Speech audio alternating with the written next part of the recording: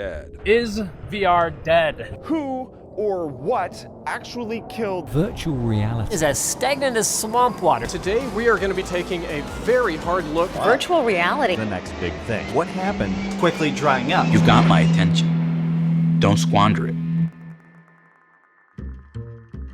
We are in the midst of a great debate, with one side saying VR is dead, it hasn't taken off quick enough, and one side saying VR is growing, it just needs time. I think both sides are wrong, and both sides are right. Virtual reality has died multiple times and been reborn multiple times. This is the loop of virtual reality.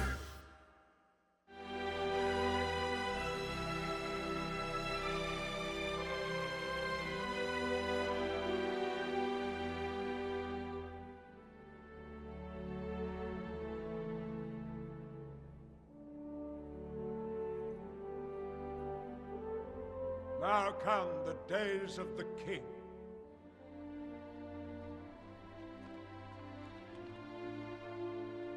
May they be blessed.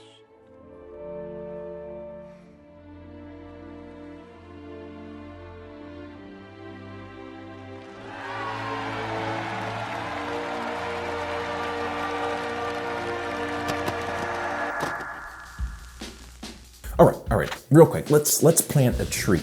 This is VR, a new seed, an idea growing in the soil, planted by futurists and innovators long ago. We'll come back to this guy later, so let's leave him here for now. So we are now standing at the first recorded mention of simulating reality by an artist.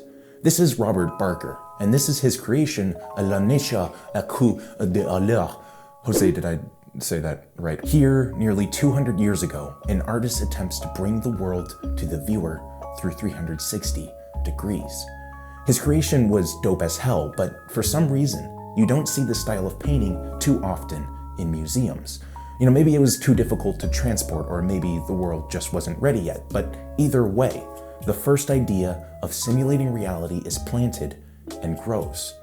But eventually, fall comes, and our tree stagnates for the long winter ahead. Martin Heilig sees the reality around him on this busy street. Bam, an idea comes to his mind. He rushes to his house and begins work. A few weeks later, the first patent for his simulated device, the Sensorama, is created. Our tree is now a sapling, the summer sun nourishes it, and its roots grow deeper. So instead of goggles, the Sensorama stands as kind of an arcade cabinet. The user sits on a chair, puts their face to the window, and projectors display separate film for the left and right eye. Smell-o-vision puffs unique scents into the viewer's nostrils, and fans blow on the face, simulating wind. But it doesn't take off for some reason. The machine is clunky, and while providing a cool experience, it just couldn't compete with easily distributable films in movie theaters. The dream of simulation grows a bit more, but stagnates, just like our sapling. Here, tucked away in a laboratory basement at MIT, a computer scientist and his students are bit by the simulated reality dream.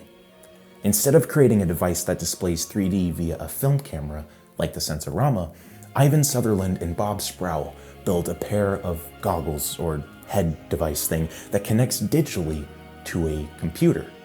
This is the sword of Damocles. Sutherland's invention waters our sapling into a small tree. So the difference between the sword and the Sensorama is connecting digitally to a computer.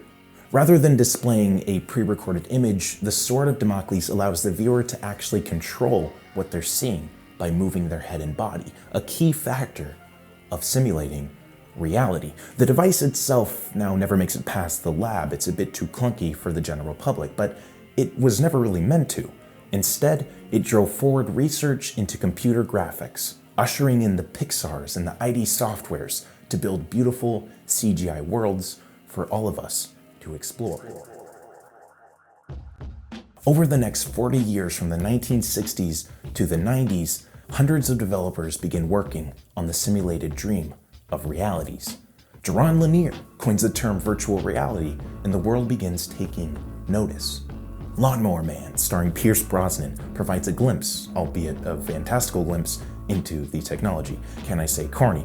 VR arcade machines pop up across the US, and Nintendo releases the Virtual Boy, a system for the home. But by the turn of the century, the interest has slowly died down. Systems that provide better graphics within the window of TV and computers overshadow the dumbed-down graphics of early headsets. In Long Beach, California, a homeschooled tech enthusiast with an iPhone repair business amasses a collection of the headsets that came before his time. By 2011, he creates his first prototype. Utilizing current hardware and graphics, the headset is a far step above that which came before.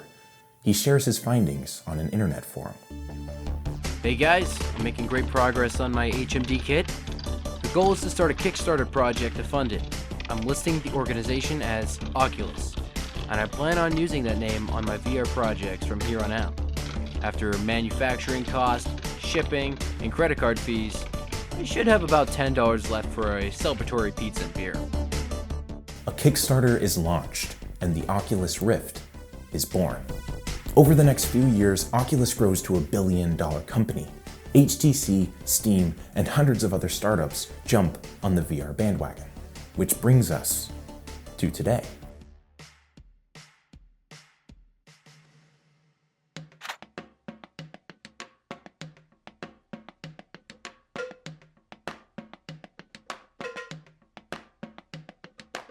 New technology sucks at first.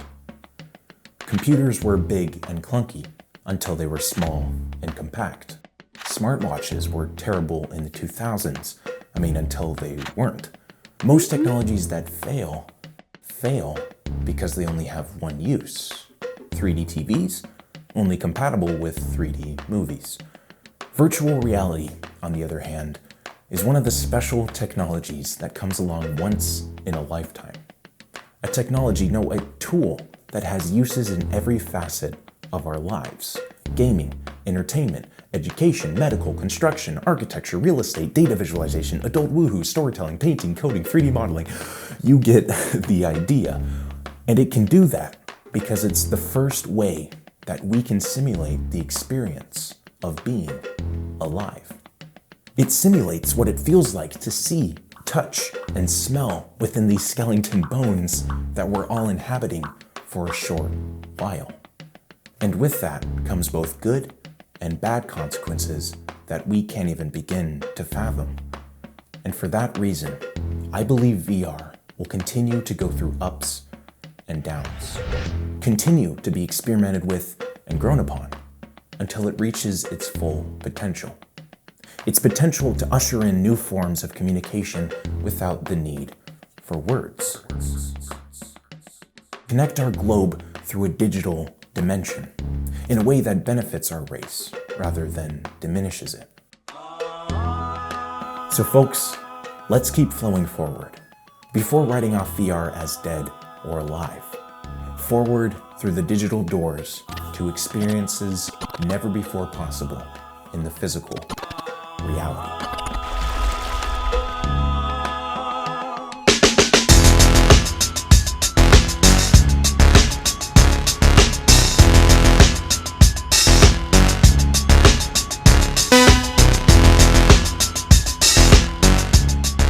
Hey, thanks for watching.